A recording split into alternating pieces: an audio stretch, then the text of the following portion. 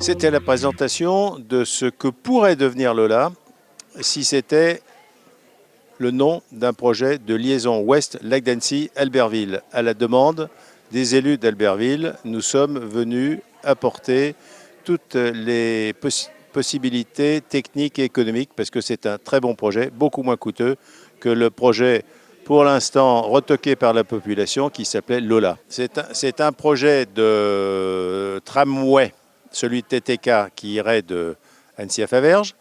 Et on nous a demandé qu'est-ce qui se passe si on pousse un peu le crayon et qu'on va à Albertville. Albertville, il y a 9 km de voies encore existantes, ce qui fait avec un peu plus avec les 4 km qui sont d'Annecy. Et donc, on remplacerait le tramway Annecy-Faverges par un tram-train Annecy-Albertville. Et on retrouve les fonctionnalités du train de voyageurs arrêté en 1938. C'est-à-dire qu'elle met fin aux embouteillages sur la rive ouest du lac d'Annecy.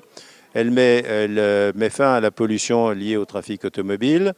Elle arrête le saccage du site.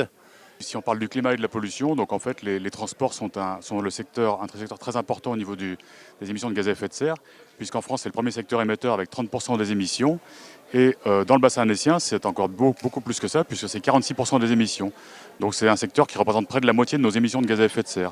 Donc c'est bien évidemment sur ce secteur qu'il faut agir en priorité pour baisser nos émissions de gaz à effet de serre. Et donc ça veut dire évidemment faire moins de routes et ne pas faire de route et faire des transports en commun et appuyer sur les modes doux comme le vélo. Et un tramway, les études montrent, comme l'étude TTK dont on a parlé, l'étude montre qu'il pourrait y avoir un report modal d'environ 25% vers le tramway.